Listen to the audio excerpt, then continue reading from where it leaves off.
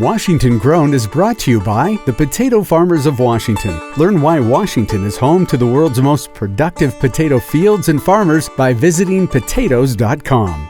And by the Washington State Department of Agriculture, supporting the viability and vitality of Washington agriculture. And by Northwest Farm Credit Services, supporting agriculture and rural communities with reliable, consistent credit and financial services today and tomorrow. Hi everyone, I'm Christy Gordson and welcome to Washington Grown. When you pick up some potatoes or other food at the local grocery store, you're actually holding decades of research and innovation. In this episode, we're going to be learning how Washington's farmers are using cutting-edge tools and technology to provide us with healthy food. We're taking a look at some new technology that could help growers all across the U.S. So now instead of applying the product to this whole 70-acre circle, we could apply to a quarter acre of this field. That's micro precision ag, right? And I'm making a tater tot casserole at Trace Market. I'm just gonna keep eating. Yeah, it's yours. This is yours. I'll stand back. Then I'm trying my hand at cutting French fries at Duncan Produce. I'm not as fast as him or you. So you get one really strong arm. All this and more today on Washington Grown.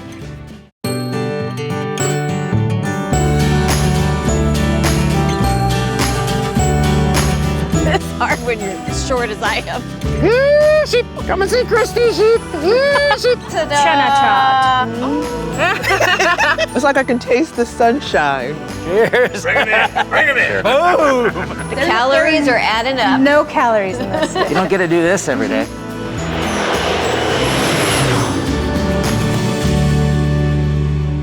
If you're coming from out of town and staying in Seattle, there's no better place to be than the W. Their new fast casual breakfast concept, Trace Market, is the perfect answer to wanting great food on the go. It's not quite your average hotel kind of breakfast situation. Almost like a little bit of a cafe, but you wouldn't expect like such great food to come out of it. Just a lovely place to come into and grab a quick bite. And it's so tasty. Fast, local, artisan, and earth-friendly. Executive Chef Ross Lewis worked hard to create a menu that uses fresh, local ingredients for food that's a step up from your typical hotel. Fresher items are always better. It's like when you get it from the source, which someone cares so much about their product, that's when you have something that other people want. You know, it's really open, it's fresh, and the staff is wonderful. It's just a cute little kind of cafe vibe. There's a number of things you can get, and we want to do it fast. We want you to come in and be like, I'm getting it, I'm going on my way, I'm going to work, I'm, whatever, because we all have busy lives. If you really need to run for a meeting or whatever, you can grab your stuff and go. But you're always getting exceptional food because the chef is making it daily. I love it. Don't miss later in the show when Chef Ross and I make Trace Market's Tater Tot Breakfast Casserole. I can't talk when I'm concentrating and not chopping with my finger. Oh, of course. Sorry.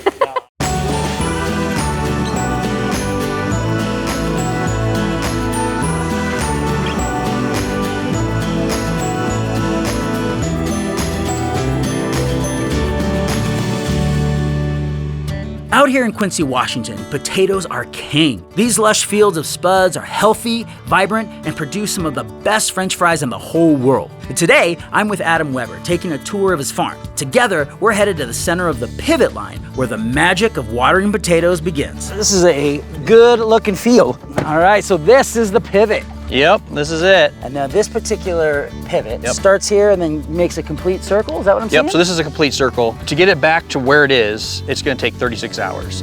Wow. And 36 hours isn't really what we're going for. We're going for more of 3/10 of an inch of water. At the end of the tower, it looks like there's a lot more water going out, and there is. The difference is that end tower is moving faster than the tower closest to us, so you have to nozzle it accordingly. Basically, if you took a cup and you put the cup down right here where we're standing, but then you took another cup and you put it down where that circle is, the circle's gonna go over it slower where we're at. Right. And it's gonna go over faster down there.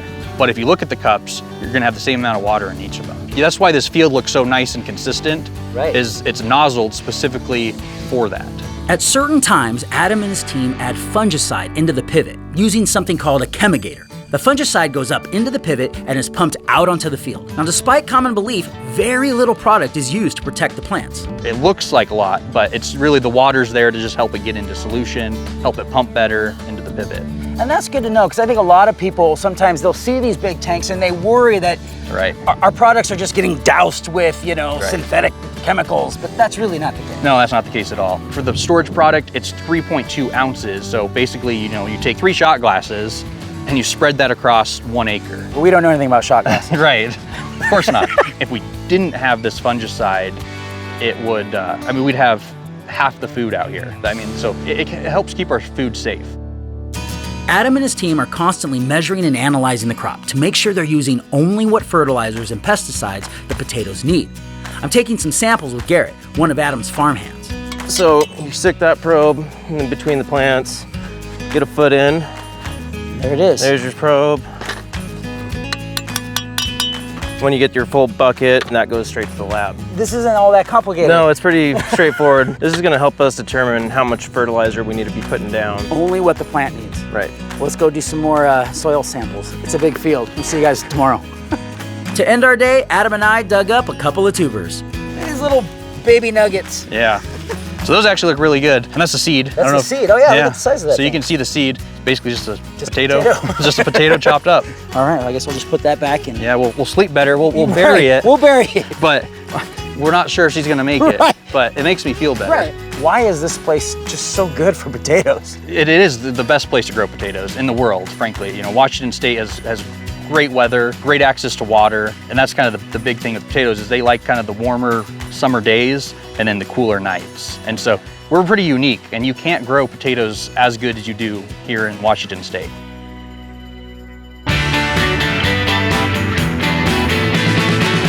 Hey, let's go. It may be a rainy, blustery day here in Seattle, but if you're serving up Washington-grown French fries and then topping them with bulgogi barbecue, I can't say no to that. Come on. Here at Soul Bowl, owner James Chang is using his culinary skills to bring delicious and unique Korean barbecue flavors to Seattle. I think it's just a combination of, old school Korean food and new school American style. We've sort of fused that together with the sauces and different flavors. People are catching on and they're liking what we're doing. Today, we're trying the bulgogi kimchi cheese fries. Now, how do you take locally sourced fries and make them better? Oh, with these ingredients. Cheers. Cheers.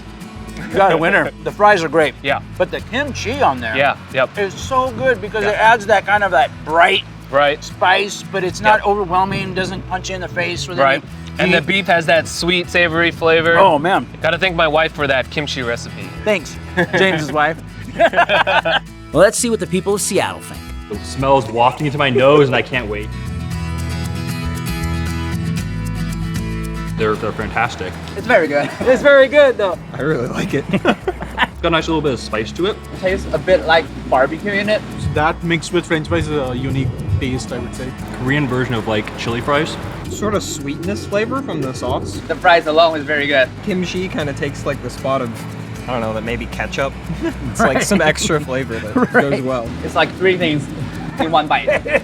So you would have no problem recommending these to your friends? Then? Oh, no, not at all. So I know you're a McDonald's fry guy, but these fries aren't bad, are they? Yep, they're not bad at all. They're actually way better than McDonald's. Even the bacon with cheese one. So how much herbicide do you think we apply on an entire acre of potatoes to control the weeds? I'll have the answer right after the break. Coming up, I'm making a tater tot breakfast casserole at Trace Market in Seattle. I'm just gonna keep eating. Yeah, it's yours. This is yours. I'll Thank stand you. back. And we're in the kitchen at Second Harvest trying out some tater tot casserole.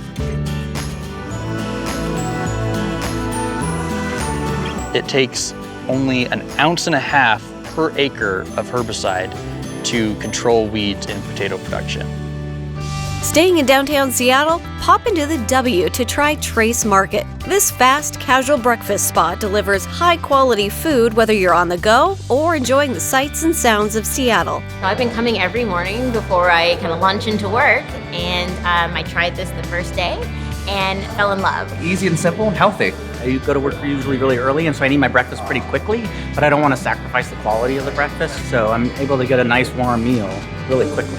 Through the pandemic, we had to pivot into something that was more comfortable for our guests and also the people staying in-house and all that. Executive Chef Ross Lewis worked to create a menu that fit the needs of everyone while still delivering fresh and unique dishes. Our general manager, Wade Hashimoto, was honestly the one that was like, we need to do something different to make people feel comfortable. You can either sit, dine, hang out, or if you need to run for a meeting or whatever, you can grab your stuff and go. Almost like a little bit of a cafe, but you wouldn't expect like such great food to come out of it. It comes out of the kitchen so fast. You know, I don't have to wait an hour for a wonderful breakfast. So I'm really excited about it. When the pandemic was happening, I was out of work for 1 year. And what I focused on was these farmers markets, how people grew things, baked things. It just clicked. Being able to have that experience pushed into the menu and made it what it is. Yeah. Now it's time to head to the kitchen with Chef Ross to make the breakfast casserole. These are the star of the meal, right? Yeah, so tater tots, they're really good and they work really well in the casserole because they're very airy. We start by cooking some Italian sausage. The Italian sausage, it's from Kirkland, Washington. It's casserole sausage and it's absolutely amazing. Nice. And if you want to, you can dice the zucchini and squash. Okay. Yeah, it's grilled. So it adds another element for summer into the dish. I can't talk when I'm concentrating. I'm not chopping with my finger. Oh, of course. When the sausage starts to brown, we add in some peppers and onions. Smells like morning. It comes out into the dining room too, so when we're making this and throwing it into the oven, it comes out here and the guests can actually smell the casserole. We put the tater tots into the dish as a base and then add the sausage mixture over it. Then we add in the chopped zucchini and squash and some cheddar and Swiss. Next, we make the egg mixture using 3 eggs, 3/4 cup half and half, and a little cayenne for some kick. Oh yeah. Well, let's get it in the oven so we can eat. Yeah.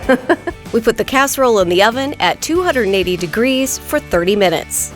Nice. Here's the breakfast casserole out of the oven. Oh, that looks so good.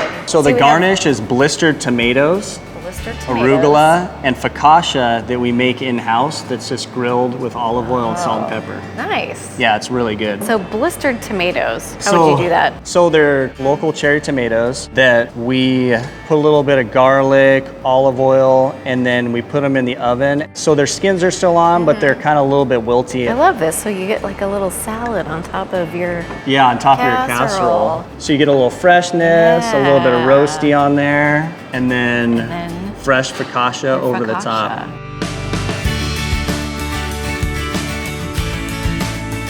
The tomatoes are great in there. The potato, and it's not too dense. It's really like airy. It is. It makes a casserole that can be dense less. That is a good, hearty breakfast. I'm just Thank you for having me. Keep eating. Yeah, it's yours. This is yours. I'll stand back. To get the recipe for Trace Market's Tater Tot Breakfast Casserole, visit wagrown.com. Order up, Carson! Today I'm here in Green Acres, Washington at Duncan Produce to learn an important step in how Washington-grown food gets from farm to table. Casey Duncan, owner of Duncan Produce, gave us a peek into the world of food processing. Here at the potato/vegetable processing plant where we do all kinds of fresh cut potatoes and other fresh cut produce. So what does fresh mean exactly? Fresh means it's cut fresh, it's not frozen. Better quality, better crisp taste. We use the best, which is what Russet Burbank. For the fresh stuff, it's the best. They're more consistent throughout the year for frying, so you don't get the limp French fries. Yeah, we don't want that. a crisp fry. Yeah, you do. Who grows these for you? Or? I have a farmer, the Stall Farms. Okay. They're really good to us there in We know Washington. the Stall Farms. So you know these are good potatoes then? Yeah, nothing but the best. That's right. Casey took us on the tour, showing us exactly how potatoes and other products are prepared. First, potatoes go in a wash, clearing off dirt and debris. Once they've been cleaned, they're sorted by size. Big potatoes for French fries and smaller ones for other products like hash browns. From there, the potatoes go through a second wash and are peeled. Then it gets to the fun part, hand-cutting French fries. Okay, what do I do? Grab a potato, put it in straight. Right there. Oh, look at you, Casey. These guys haven't seen me cut fries in a while. I'm not as fast as him, or you. So you get one really strong arm. French fries have always been cut by hand at Duncan Produce. This method goes all the way back to the beginning. My grandfather started in the late 60s cutting French fries in a restaurant in the basement. And he sold it to the restaurant upstairs. And he decided that other people would like that too. So he started to make more and more French fries and got himself a warehouse here in Spokane. So he saw a need or a want for these hand-cut French fries. Yeah. It just grew from there. Yeah, it's all local Washington potatoes. Potatoes may have been how Duncan Produce got their start, but today, Casey and his crew process many different kinds of vegetables in many different ways. We do a lot of carrots, cabbage, onions. After we process them, I sell to a lot of wholesale retailers that sell to the food service industry, and then they distribute all throughout the Northwest. A lot of the carrots and cabbage actually has been going to the grocery stores for over 30 years. If you look at the bag, or Rainbow by Duncan or Matchstick Carrots by Duncan. When Casey isn't doing a bang-up job prepping Washington-grown foods for market, Casey's doing a bang-up job here working on his cars. So this is your other job. Yeah, my other business is a demo derby by Duncan. Something I took it from a hobby and I wanted to grow the sport, so I decided to be a promoter for demo derbies. Demo derby? Well, I'm always up for an adventure. I guess I need some more practice. You know, it's been fun, but I got to get back to my other job now. Okay, I'm going to let you do that. All right, you guys have a good one. Are you sure this is going to make it? Oh yeah, no problem. Safety first.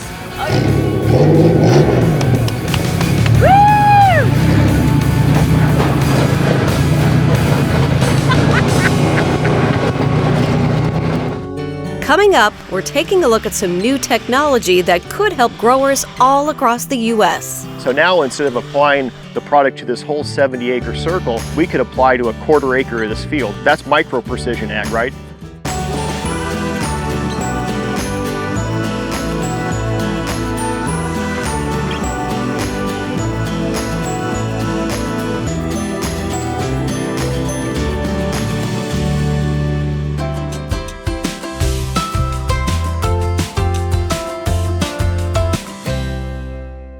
Home gardeners love to grow tomatoes, and I do too, but I want to give you some tips so that you have a great tomato season. One of the things that you can do with tomatoes that's special for this particular plant is plant them super deeply. So what I like to do is I remove my tomato start from the pot, and then I take my handy snips and I just cut off the bottom leaves like so, just leaving these couple on top. Once those are removed, I'll take my tomato plant and I stand it up inside my pot. I only have these two leaves just poking barely up out of the top of the pot, and that's exactly what I want. So tomatoes will continue to grow roots off of their stem tissue, which creates a much stronger plant when you plant it deeply. I'll fill my pot all the way up and then just sort of press down as I'm moving around. This is gonna just explode with growth and fill this whole pot with roots, which is wonderful. Now this guy isn't ideal. As you can see, its stem is incredibly long. What you want is a nice stocky plant. When your tomato is large, you're gonna prune off a lot of the leaves that are on your plant. It provides air flow through your plant, which mitigates some disease, and it also makes it easier for the plant to grow large, heavy fruits. Once it's watered and it's fed, it'll be super happy. It'll start to produce a whole bunch of new roots, and then I'll have a nice thick stalk and a really beautiful, strong plant. Whether you're growing cherry tomatoes or brandywine tomatoes, if you follow along with these tips, you'll have a super successful season and lots of fruits to enjoy. We're out in a gorgeous field of potatoes in the Columbia Basin talking with Tim Waters, a vegetable specialist and professor with Washington State University Extension. Part of his work has involved integrating a new technology that adds a sliding spray system onto an existing center pivot irrigation line. The Cordoba spray system is attached to the center pivot. It's a set of cables and pulleys. Everybody probably remembers, a lot of us do, the old dot matrix printers. That printer would have that one nozzle that would go back and forth across the screen, and eventually you print your name, right? And that's basically what this thing does. It moves back and forth on this integrated belt system. and it sprays the solution out of the tank. The cool part about this technology is marrying multiple technologies together, right? We've been evaluating some photo technology where you can do photo scouting of fields. The machines will take pictures kind of on an automated path. The computer will look through those images and decide where pests or diseases are, and then it'll give you a map of where these problems are. So at the end of the day, what I'm hoping that can happen with a machine like this is we can take those remote scouting programs and then you download that data into the computer here. So now instead of applying the product to this whole 70-acre circle, we could apply to a 1/4 acre of this field, or we could do a 20-foot by 10-foot swath of this field. That's micro precision ag, right? That's to me is the big thing. We've got all these technology pieces. Let's start pulling these things together, make the growers' lives a little bit easier and make it more precise, and let's grow the crop for less money. We're not finding more acres to farm. There's no longer new land becoming available for agriculture.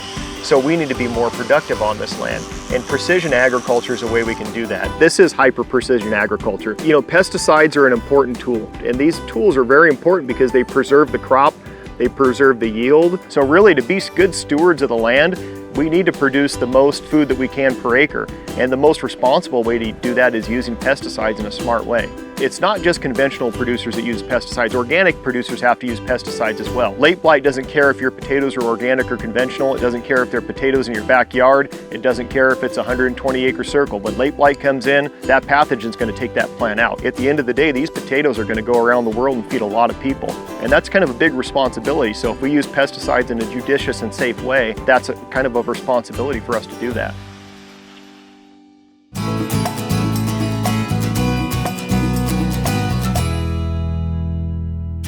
We are in the kitchen here at Second Harvest Food Bank in Spokane, ready to taste test some recipes from allrecipes.com. I've got my partners with me today. I have Tomas. Hello, everyone.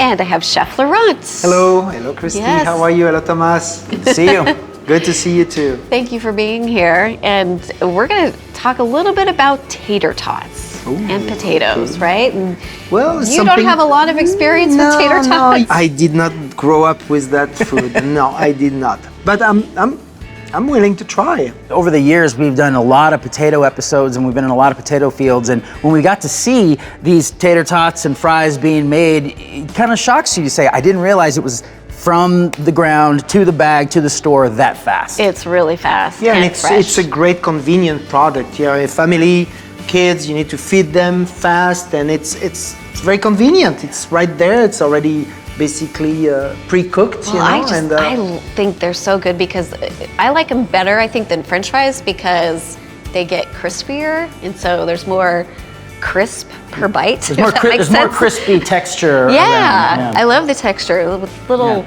salt. They're good for watching football and snack on. So today we are going to taste Tater Tot Taco Casserole. Okay. Yeah, this one has a little bit of a twist. All right. So this is by Mama Smith.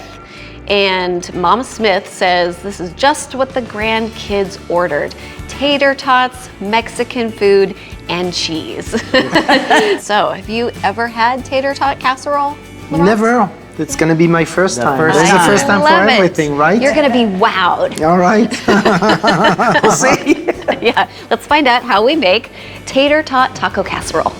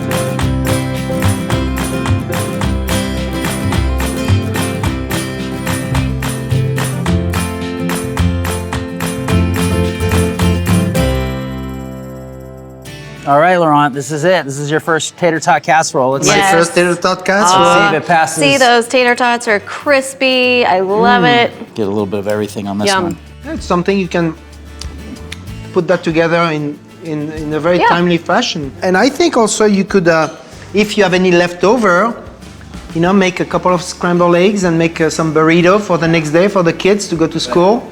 Perfect. Oh, yeah, this leftover With leftover would be great in the rolled up in burrito. a tortilla. The thing about tater tot casserole, it very much is a everything but the kitchen sink kind of meal, you know, and you can mix this up in so many different ways. This one being more of a taco, I can even see some green chilies in this, some jalapeno in this. So some of the comments, Lonnie says, I made this for dinner tonight and it was to die for. I added a can of green chilies to the meat mixture.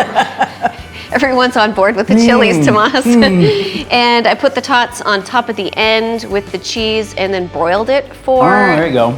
a few minutes for a little extra crunch. I like See? it. Tater tots, it's all gone. Yeah, you can tell. You did a good job. I did. There we go. You can have your dessert Something now. Thank you, Chef Mom. Laurent. Yeah. If you want to try the tater tot taco casserole, you can find the recipe on wagrown.com. Washington's farmers are committed to constant innovation, adaptation, and the betterment of their craft for you, for me, and the planet. That's it for this episode of Washington Grown. We'll see you next time.